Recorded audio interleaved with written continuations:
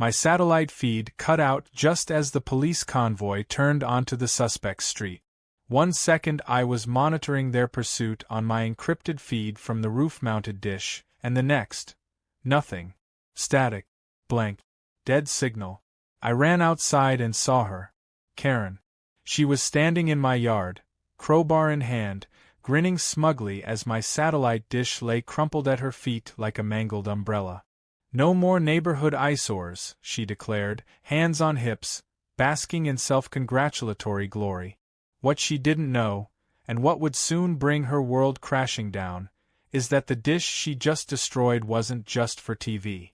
It was a private, city-authorized signal relay connected directly to the live surveillance feeds of the police department's covert operations. And tonight, that signal was the only eyes on an armed suspect in a federal sting operation. Karen hadn't just knocked over a dish. She had just blinded law enforcement mid-mission. And all because she thought it clashed with her lawn gnomes. Until that moment, life in our neighborhood had been an uneasy balance between sanity and whatever flavor of chaos Karen decided to stir up. Ever since she'd become interim HOA president, she treated the position less like a temporary duty and more like a divine coronation.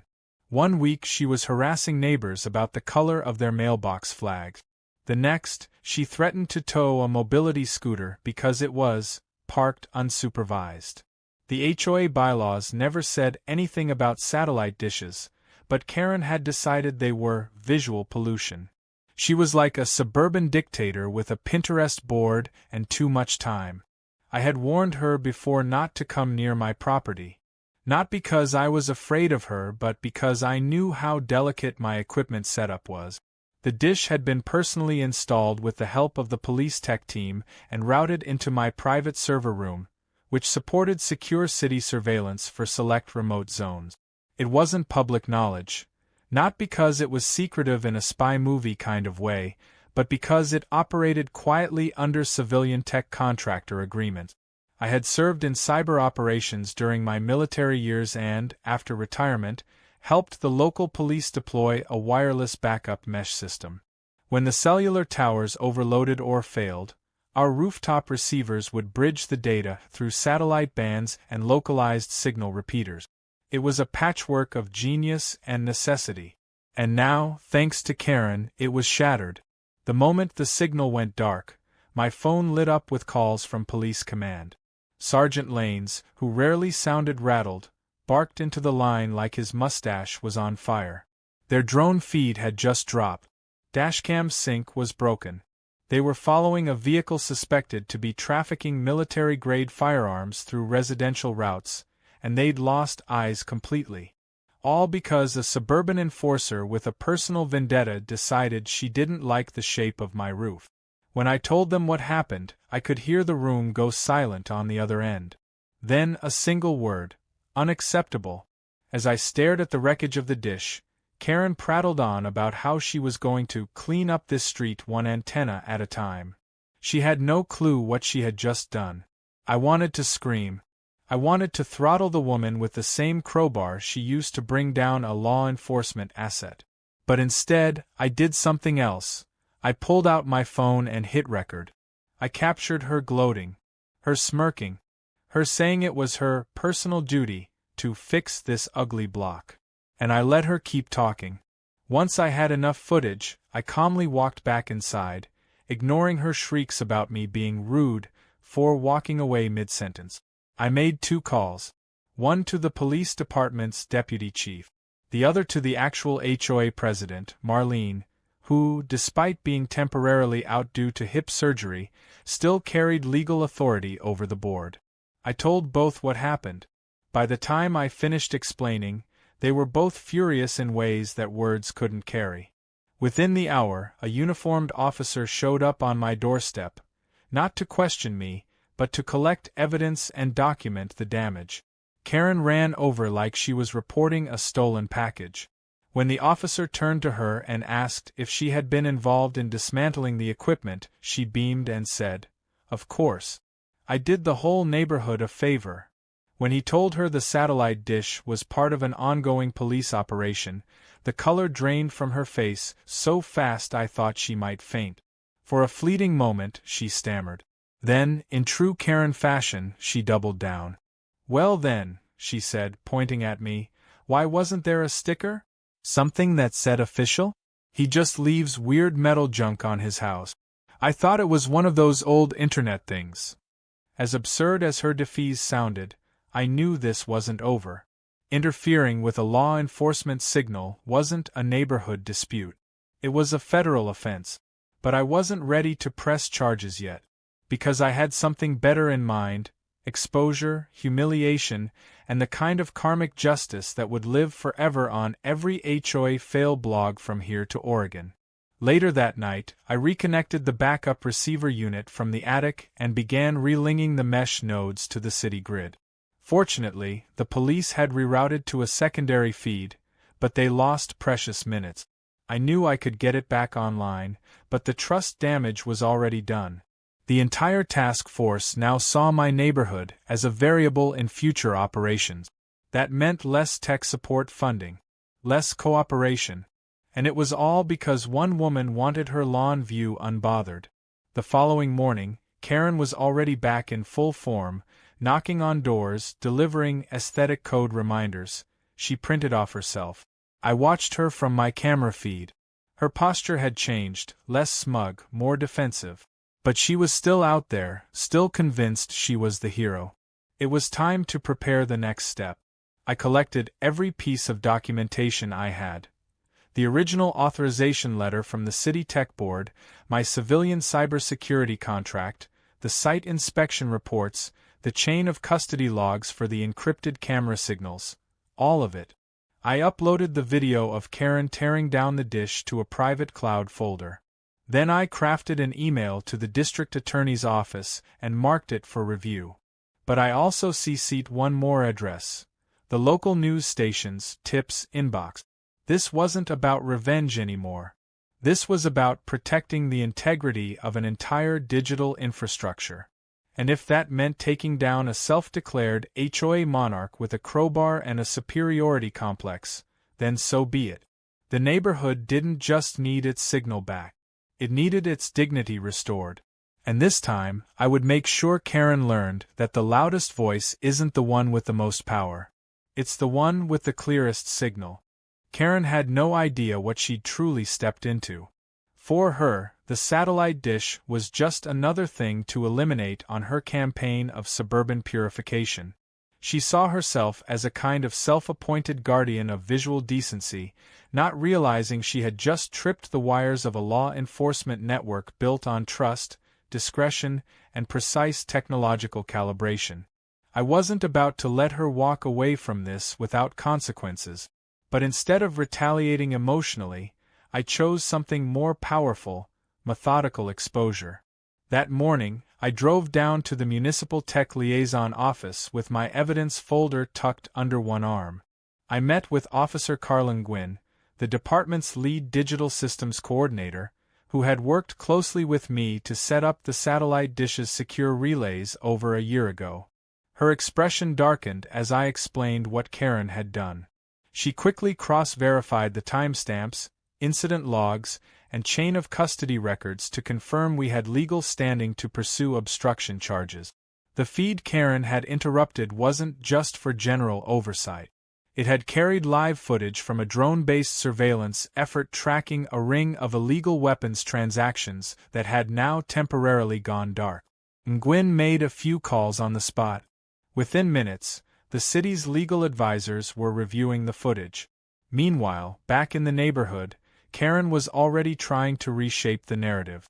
She sent out an email blast to every resident claiming she had bravely removed an unauthorized spying device and framed her act as a defense of neighborhood privacy. She quoted obscure conspiracy blogs, referenced electromagnetic waves, and added a cartoon of herself as a caped crusader kicking a satellite dish off a roof. She was delusional enough to think this was a public relations win. And to some, for a brief moment, it worked. A few neighbors, especially those who never liked technology to begin with, started praising her initiative. But they had no idea what the truth was, and I was about to make sure it reached them in full definition. The first break came faster than I expected. Officer Nguyen called me again to say she had reviewed Karen's actions with the department's legal counsel. Not only had Karen damaged private property, but her interference with encrypted communications could be interpreted as a breach of a federally assisted infrastructure agreement. That meant this wasn't just a police issue, it was potentially under federal review. They recommended giving Karen a written cease and desist before escalating further. I drafted the document, signed by both myself and the police tech liaison office, and delivered it directly to her door. She answered in a pink robe with rollers still in her hair and a mug that said #1 HOA Queen. Her face twisted as she read the letter. She tried to argue, waving the paper in the air like it was a parking ticket. I said nothing, letting her rant. Then I handed her a USB stick and calmly explained that it contained video footage of her ripping the dish down, complete with audio of her admitting she did it for visual harmony. Her mouth opened, then closed, and for the first time in years, Karen didn't have a comeback ready. She slammed the door, but the damage was done. That moment was the beginning of her unraveling. Later that evening, the real HOA president, Marlene, called me from her recovery center. She had heard whispers from neighbors about Karen's antics and wanted confirmation. I laid out everything: the unauthorized removal of city-authorized tech, the police involvement, the cease and desist letter. Marlene groaned, not from her surgery pain but from sheer exasperation. Karen was supposed to manage basic tasks like organizing recycling days and arranging pest control, not sabotage federal equipment. Marlene promised that once she returned, she would call an emergency HOA meeting to strip Karen of interim authority. I thanked her, but I wasn't planning to wait. I took the full video footage from my property surveillance and combined it with Karen's bizarre neighborhood email rant. I added a split-screen view. On one side, her tearing down the dish, and on the other, a city police drone feed cutting to black at the exact same time. Then I uploaded it to a private video host and sent a link to every resident in the community. The email was titled, "The Real Story Behind the Dish Incident." The reactions were immediate. Several neighbors who had initially supported Karen now emailed apologies.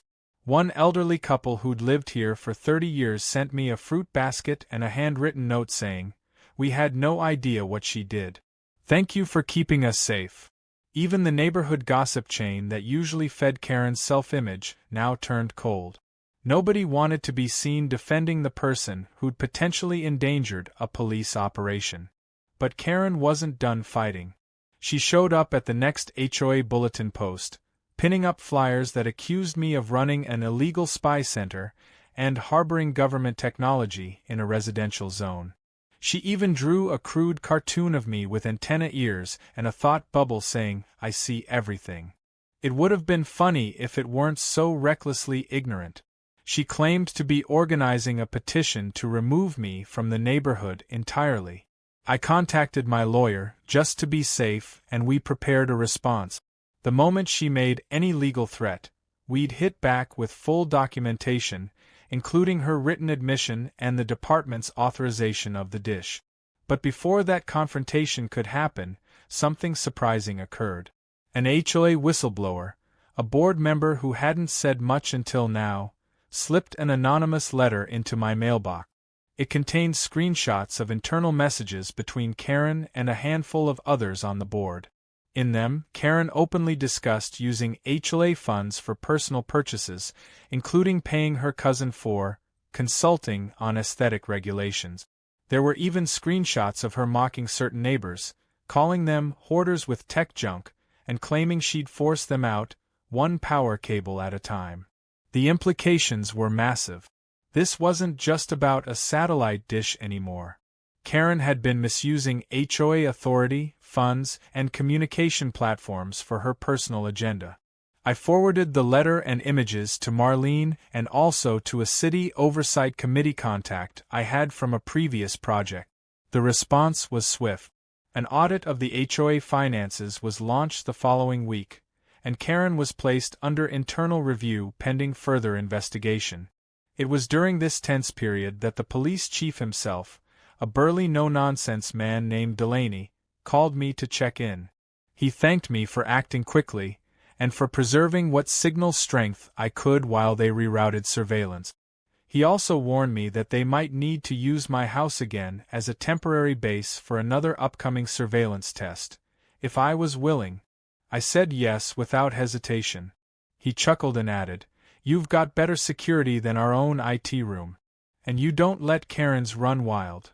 That night, I stood on my porch and looked up at where the dish used to be. The temporary one I had installed wasn't as powerful, but it worked. Karen had caused serious damage, but she had also overplayed her hand. And in doing so, she'd revealed far more than she meant to. She wasn't a protector of the neighborhood. She was its greatest threat. And now, finally, everyone could see it. The next few days would bring more surprises, but I already knew one thing for certain. Karen's reign of petty tyranny was nearly over. The only question left was how hard she'd fall, and whether she'd take anyone else down with her. Either way, I was ready. The shift in the neighborhood was almost immediate. Karen, once the self-proclaimed queen of suburban order, now moved with the wariness of someone who knew eyes were on her, but not in the way she was used to. Gone were the proud morning patrols with her clipboard and her obnoxiously loud sandals clacking against the pavement. She now avoided eye contact, especially with the neighbors who had once cheered her on. But what Karen lacked in awareness, she made up for in stubbornness. And that made her dangerous. Despite the cease and desist letter, despite the overwhelming evidence, and despite a growing storm of public opinion turning against her, Karen wasn't ready to back down. In fact, she doubled down in the most Karen way imaginable. She held a neighborhood rally in her front yard. Tables were set up with lemonade, flyers printed on colored paper were handed out, and a Bluetooth speaker blasted old pop hits from a phone duct-taped to a lawn chair. She stood at the center, wearing a sash that said "Voice of the Block," delivering a dramatic speech about invasion of privacy, big tech, and the right to aesthetics. It was as ridiculous as it sounds. At first, a small group gathered, mostly the same 3 or 4 people who attended her HOA meetings because they had nothing better to do on a Wednesday night. But when Karen started mentioning electromagnetic radiation and claimed my satellite dish caused migraines and pet confusion, even they looked uncomfortable. I watched from my porch, sipping coffee, while the police cruiser parked across the street kept its engine idling. The officer inside wasn't here for me. He was there because the department had issued a quiet order: maintain eyes on the woman who'd tampered with police infrastructure. Karen didn't know it yet, but she was already under surveillance again. And this time, she was the target. What she also didn't know was that the dish she destroyed had already been quietly replaced, just not in the same form. After the incident, the police tech division had fast-tracked the deployment of a disguised relay node, cleverly hidden within what looked like a decorative chimney stack on my roof. From the street, it was invisible, and from the air, it blended in perfectly. Even better, this new node had enhanced directional capability, giving the task force better range and signal strength than the original setup. In essence, Karen had tried to destroy the eyes of the operation, and instead, she had triggered their upgrade. The upgraded system also came with enhanced logging, which meant that not only could we restore feeds faster, but we could track local wireless interference, like, say, someone trying to jam signals or access restricted devices. And wouldn't you know it, a curious anomaly popped up just days after her rally. A foreign IP pinged the HOA server from a residential line registered to Karen's address. It attempted to access protected metadata related to equipment locations. The system flagged it, blocked it, and sent the log to me as the neighborhood's designated network liaison. Whether she was snooping, trying to cover her tracks, or just messing around, it didn't matter. She'd stepped over the line again. I compiled the new log data and added it to the growing file being prepared by the city's legal department. What had started as an act of vandalism was quickly evolving into a more complex case of digital interference and unauthorized access to protected communications. But the real crack came not from logs or footage, but from inside her own circle. One of the former board members, Gregory, a quiet man who often kept to himself, sent me a message. He wanted to talk in person. We met at the local coffee shop just off the neighborhood entrance. Gregory looked nervous, glancing around like he was being followed.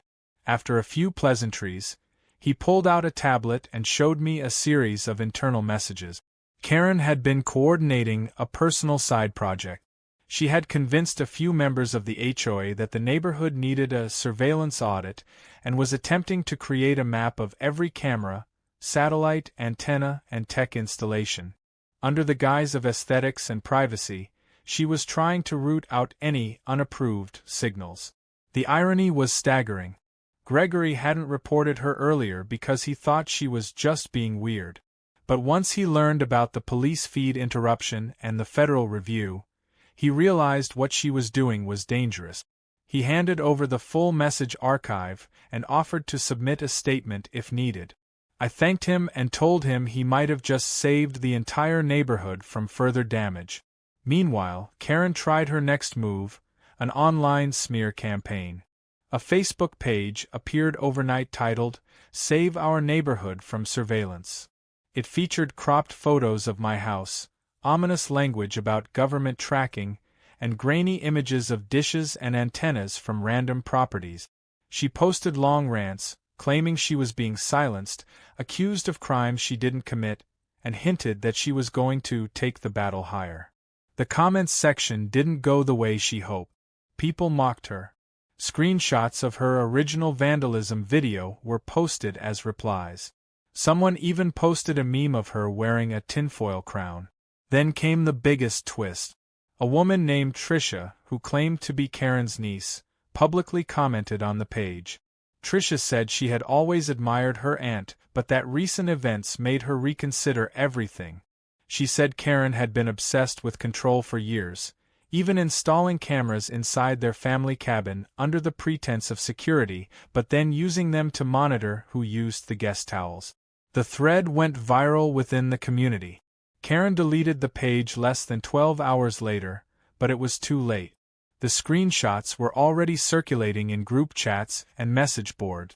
Karen, now backed into a corner, tried once again to assert her authority.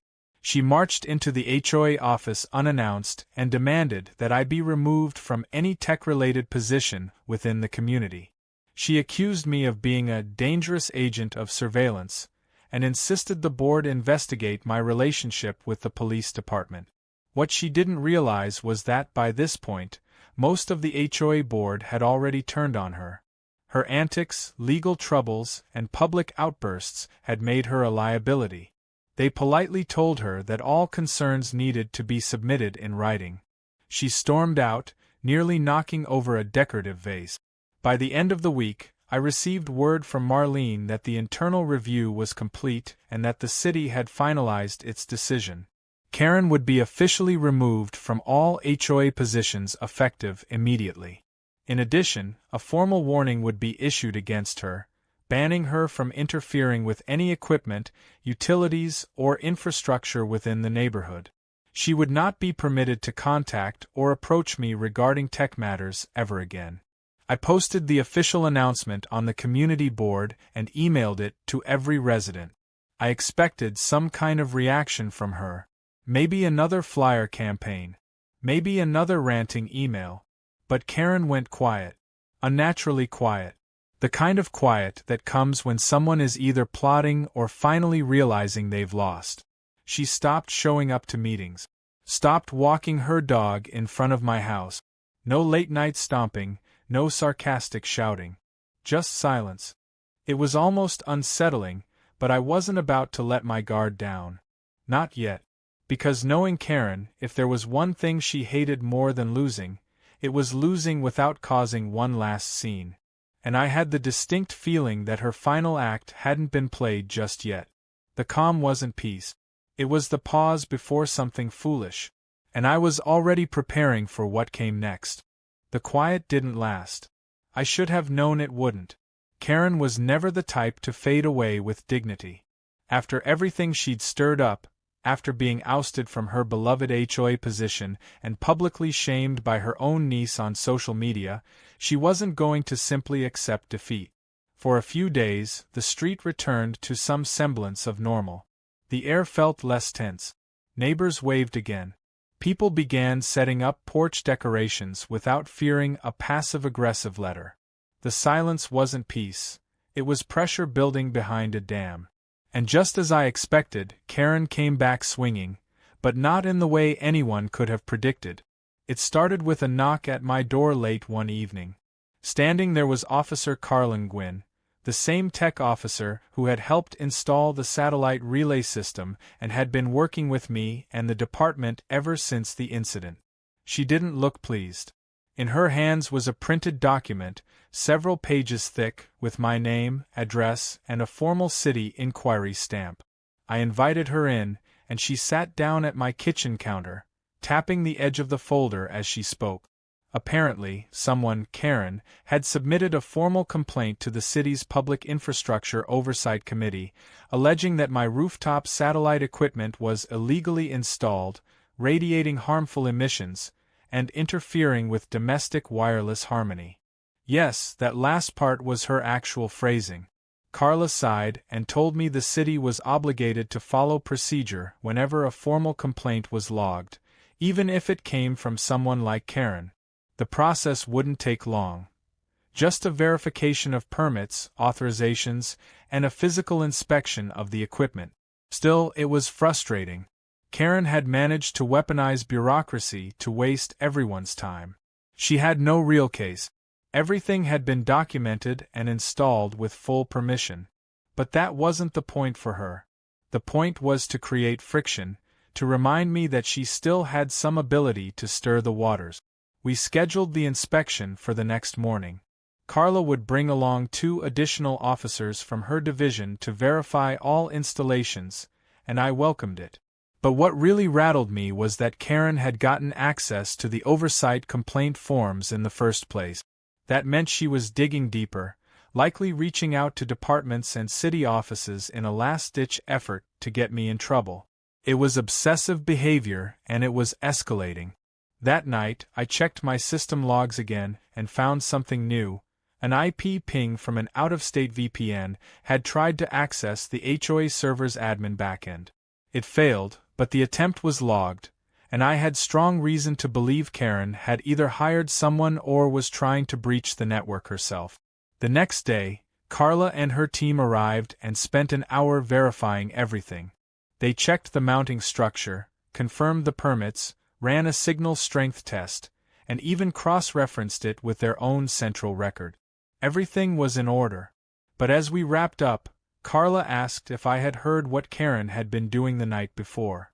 Apparently, she had shown up at City Hall without an appointment, demanding an audience with the Municipal Technology Ethics Board, a committee that didn't even exist. She had brought printouts of online forum threads, maps of what she claimed were illegal satellites in our neighborhood, and a list of 23 made-up violations. She was politely escorted out of the building after creating such a scene that 2 security guards had to intervene when she refused to leave. That wasn't even the worst of it. One of the officers told me that while inspecting the neighborhood for another case, they noticed Karen had placed small handwritten signs on telephone poles and streetlights reading things like "Signal Testing Zone," "Beware of Radiation," and "Caution, Tech Corruption Detected." She'd gone full conspiracy theorist. I didn't laugh. I couldn't. Because I knew that once people like Karen felt the walls closing in, they'd do anything to escape accountability, even if it meant lighting everything around them on fire. Figuratively or not. Within a week, the city's audit of the HOA finances, prompted by whistleblower Gregory's documents, concluded that Karen had misappropriated thousands of dollars in community fund. The evidence was overwhelming. She had diverted money from maintenance contracts to pay her cousin 4 beautification consultations, hired a private pressure washing service for her own driveway under the guise of community cleaning, and even billed the HOA for printing her flyers. Marlene, now officially back in her role as HOA president, was livid. A vote was passed to bar Karen from any future HOA position for life. That news hit the neighborhood like a lightning strike. Even her few remaining supporters turned away. Nobody wanted to be associated with her anymore. Karen's response was classic Karen. She stood in her driveway the next morning wearing a t-shirt that read "Censored by HOA Tyrants," and passed out copies of a handwritten newsletter titled Karen's Truth. It included accusations that the police had hacked her Wi-Fi, that I was an undercover government agent placed in the neighborhood to manipulate local elections, and that Marlene had faked her hip surgery just to dethrone her. One neighbor called animal control after she claimed that my cat was a surveillance drone. The poor officer who responded spent 10 minutes trying not to laugh. The final blow came not from the police, not from the HOA, and not from me. It came from the state. As part of her complaint to City Hall, Karen had submitted screenshots of what she thought were emails exposing our surveillance ring. Unfortunately for her, those screenshots included headers from restricted law enforcement communications. They were meant to prove her case but only ended up incriminating her further. By submitting them to a public forum, she had unknowingly shared evidence of unauthorized access to sensitive material. The state's Digital Forensics Division picked it up and flagged it for review. I was contacted by the Assistant District Attorney's Office 3 days later. They wanted to meet to discuss Karen's actions in relation to ongoing investigations. When I arrived at their office, I handed over every file, every video, every system log, and every shred of evidence I had. They were particularly interested in her access attempts and her use of HOA platforms to distribute misinformation and incite residents. The ADA told me flatly that if the forensic review confirmed what they suspected, Karen could face serious charges, not just fines or warnings. That night, I walked past her house and saw the lights were off. Her car was gone. For the first time since this all started, there was no sound coming from her porch, no ranting, no echo of a Bluetooth speaker playing outdated pop hits. Just silence. The next morning, a moving van pulled up. Karen didn't speak to anyone. She loaded boxes into the van, a scowl on her face, sunglasses covering her expression. Someone tried to wave at her. She turned away. She didn't say goodbye. We never saw her again.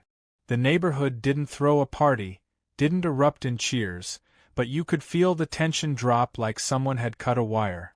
People smiled more. Conversations returned to normal things: gardens, pets, the weather. Marlene held a meeting and announced a new set of reforms to prevent abuse of power within the HOA.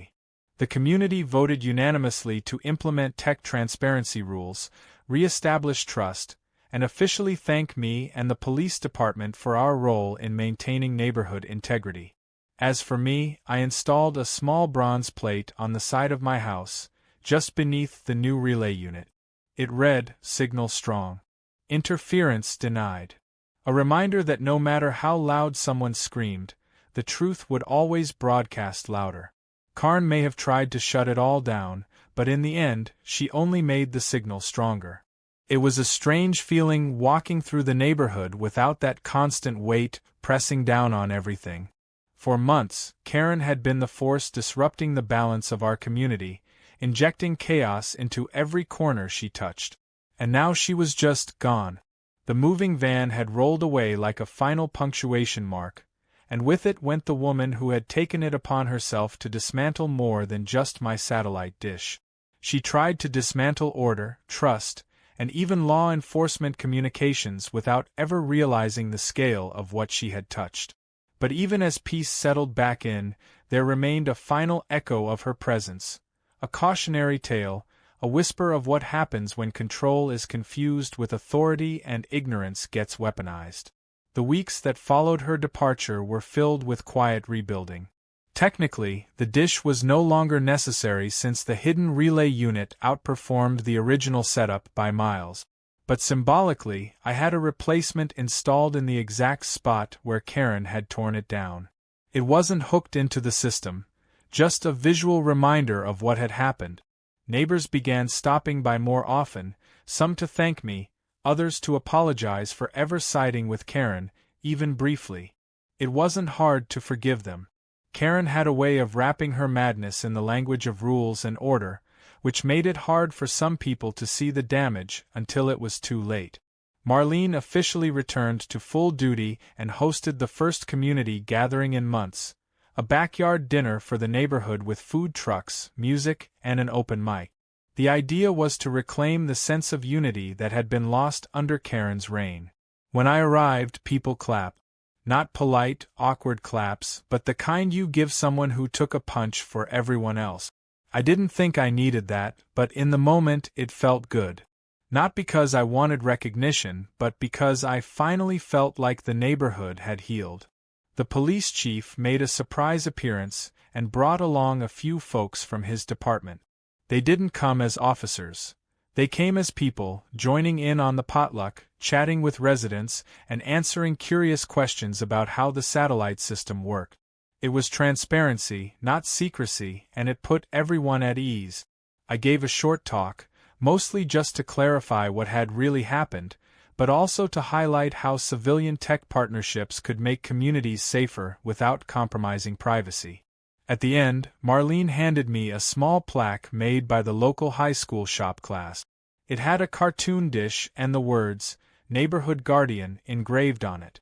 I laughed, tucked it under my arm, and promised not to put it on a t-shirt. But even in the midst of the celebration, there were signs that the story wasn't entirely over. A few days later, I received an envelope with no return address. Inside was a single page, neatly typed, with no signature. It was a letter. The tone was stiff, almost rehearsed. It said, in so many words, that Karen had relocated to a new community outside the city. That she believed she was misunderstood, unfairly vilified, and that history would vindicate her. She ended the note with a final jab. "I hope you enjoy living in your government surveillance tower." It was laughable, delusional, and deeply on brand. I didn't reply. There was no point. But I did report the letter to the district attorney's office, who noted it for record-keeping in case any further incidents occurred. Around that time, a journalist from a local investigative podcast reached out. They'd heard rumors about the incident, the satellite dish, and Karen's attempt to disrupt a police sting. At first, I hesitated. I wasn't looking to be part of a story. But after some discussion, I agreed to an interview, provided they didn't sensationalize it. I wanted the facts out there. What followed was a respectful, detailed episode that laid everything out. They even got permission from the police to share how vital that satellite link had been for their operation. The public response was huge. I received emails from other communities who had gone through similar battles with overreaching HOA boards or unhinged residents in power. People were tired of being bullied in the name of order. Karen, it seemed, had unintentionally sparked a wider discussion. But perhaps the most unexpected twist came a month later. I was walking my dog one evening when I saw a new couple moving into Karen's old house. A man and woman, both in their late 30s, laughing as they struggled with a heavy bookshelf. I offered to help, and we introduced ourselves. They were friendly, open, and seemed genuinely excited to be part of the neighborhood. As we got to talking, the man mentioned they ran a private cybersecurity firm that specialized in defending against community-level network attacks and digital infrastructure sabotage. I almost choked on my water. It felt like the universe was having a good laugh. Later that week, they invited me over for dinner and showed me their setup. Advanced, sleek, clean, like something out of a tech expo. They planned to offer free security audits for neighborhood Wi-Fi, help implement encrypted channels for HOA communications, and even teach basic tech safety courses for kids. The irony was so perfect I could have framed it. Karen had tried to destroy the neighborhood's tech safety, and now her former home would become the hub of a security operation protecting it. If she ever found out, I imagined her head might spin like a weather vane in a hurricane. From then on, things just clicked. The HOA restructured some of its rules, not to add more restrictions but to limit how much power any one person could wield. We voted on adding term limits to board positions, enforced transparency on spending, and installed a community suggestion system. Complaints now had to pass a logic threshold, meaning nobody could claim a gnome was a security threat unless they provided actual proof. I spent more time on personal projects, revisiting my hobby of building remote signal testers and drone relays. The police still occasionally used my relay system when needed, and we even upgraded it with a solar power backup, courtesy of a state grant. Kids started playing in the street again, families hosted barbecues without fear of being cited for smoke drift, and porch lights felt like beacons of comfort instead of interrogation lamp. It was the kind of neighborhood it should have always been. We just needed to wrestle it back from someone who thought rules were more important than people. Karen became a ghost story we told newcomers. The woman who thought she could stop an entire network with a crowbar. The one who accidentally upgraded the very thing she tried to destroy. Some found it funny, others found it alarming. But everyone understood the lesson. Control without knowledge is a recipe for disaster. And loudness doesn't equal righteousness. Sometimes I'd sit on the porch at night, watching the stars above and the soft glow of homes around me, and think about how close we came to losing the fabric of this place. But we didn't. We stood up. We recorded. We exposed. We adapted. And in doing so, we built something stronger than any satellite dish or network relay.